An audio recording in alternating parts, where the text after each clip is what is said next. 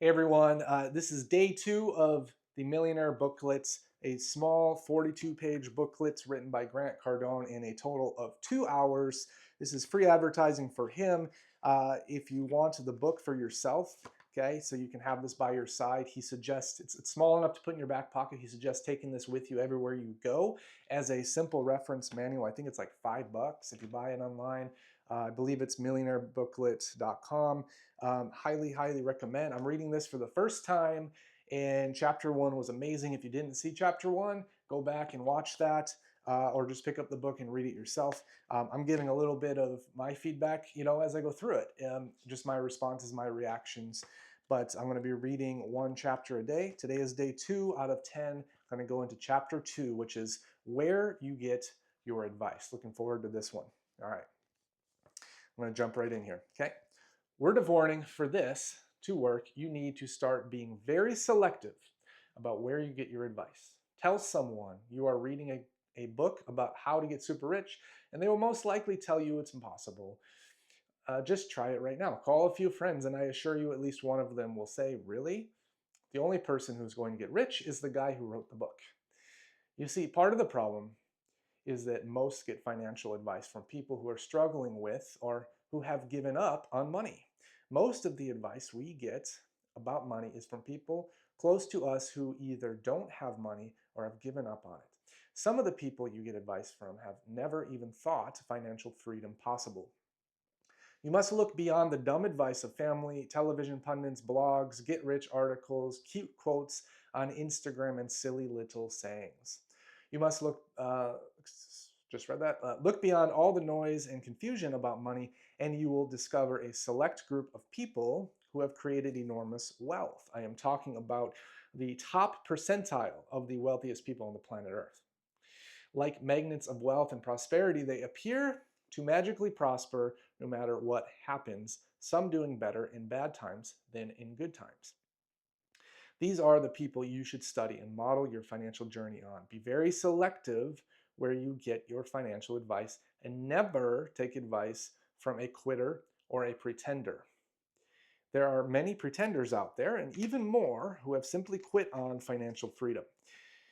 I tell you this because where I got my advice early on was mostly from observing my surroundings. I organically learned from my immediate environment and adopted the philosophies of those closest to me.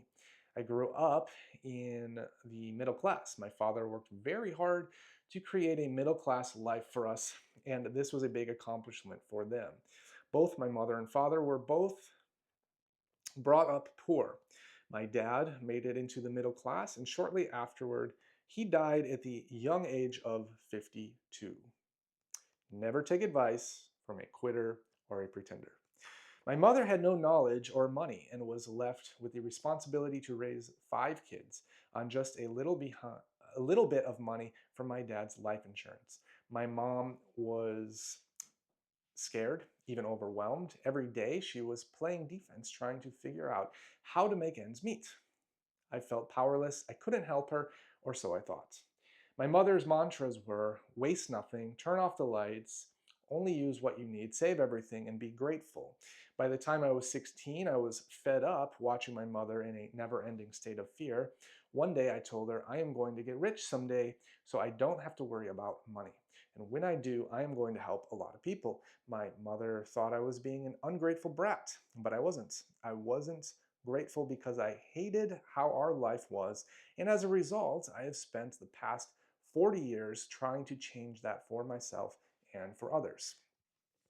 Getting rich is a taboo topic in our society.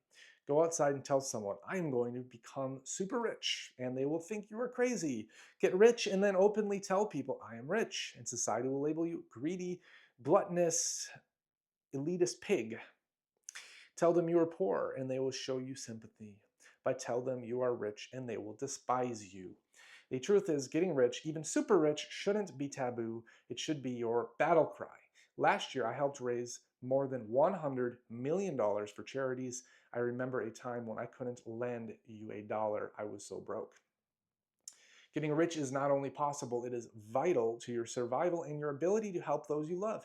We live in an economic planet. Every day, Every one of us is confronted with money requirements and limitations, from shopping at the grocery store, to feeding yourself, to taking care of your kids and parents, to funding yourself through old age, to taking care of unexpected setbacks. The entire subject of money is greatly misunderstood. What is money? Where did money come from? Who decides what it's worth? What is enough? How do I invest? When do I have enough to invest? Hell, most people don't even know what they pay in taxes. Most people have more money saved when they are under the age of 10 than when they get out of college. It's crazy when you think about it. How can a kid who knows nothing about money have more money than an adult with a degree? The reality is, most of us have incorrect knowledge about money from our upbringing. When you are brought up poor or middle class, you inherit the beliefs of the poor and the middle class. You're stuck with their ideas. The simplicity of money in economics is not nearly as complicated as the schools, universities, economists, and financial channels make it out to be. Money, economics, and amassing financial freedom is actually very simple. For instance, anyone who tells you that money won't make you happy never had enough money to know whether it would or it wouldn't. This idea is born from those who try to make sense of why they don't have money. People justify it and try to make sense of their condition in life. For example, my mother clipped coupons as though her life depended on it because that was her only play. She spent all of her time justifying those actions. I remember when she visited me in Beverly Hills long after I had made it financially. We went grocery shopping together, and I told her, "Mom, grab 6 of the artichokes." She said in her southern accent, "Oh my God, son, I can buy," I'm not going to try and do a southern accent, "I can buy those for $1 less back home." I told her, "Mom, make it a dozen since I can't go broke $1 at a time." You see, my mom was still stuck with the beliefs of the poor and middle class long after it mattered. That is what people do. They defend what they have done to survive, and then they get stuck in this lower poor condition. Now, back to whether money will or will not make you happy. I can assure you money will not make you happy, nor will it make you unhappy. I have been happy and unhappy. I've been broke and I've been very rich. They have nothing to do with one another, and whoever talks about them in the same conversation is someone justifying why they don't have money. One additional note on this from personal experience: if you are going to be unhappy, be as rich as possible. Financial freedom is 2 parts mental and 1 part mechanical.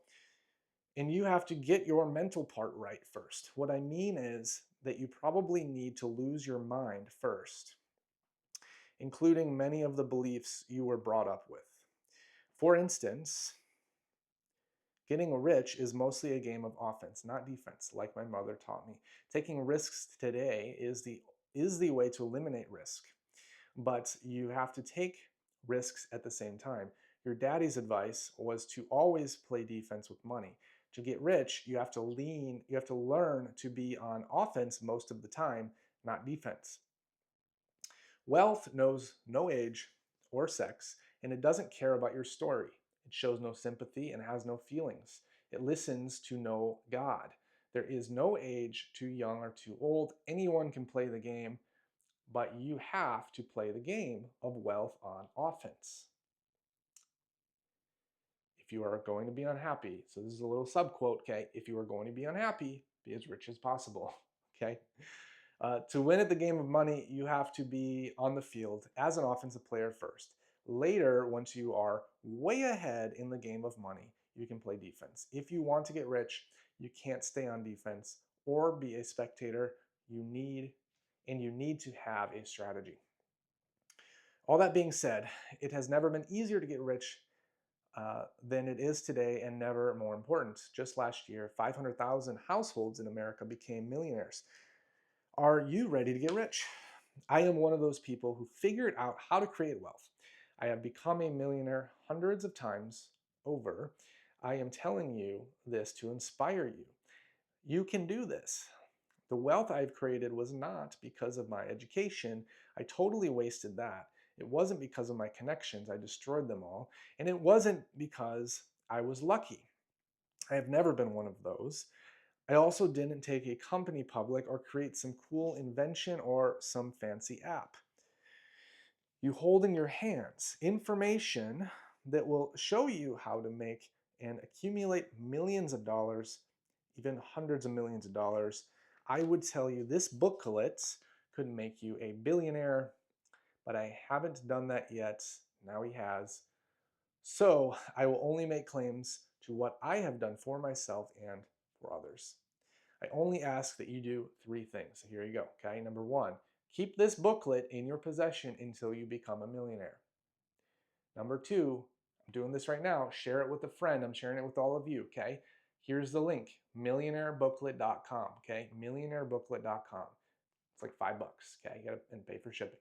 Number three, once you get yours, help others do the same. And remember, getting rich is mostly a game of offense, not defense. That's chapter 2.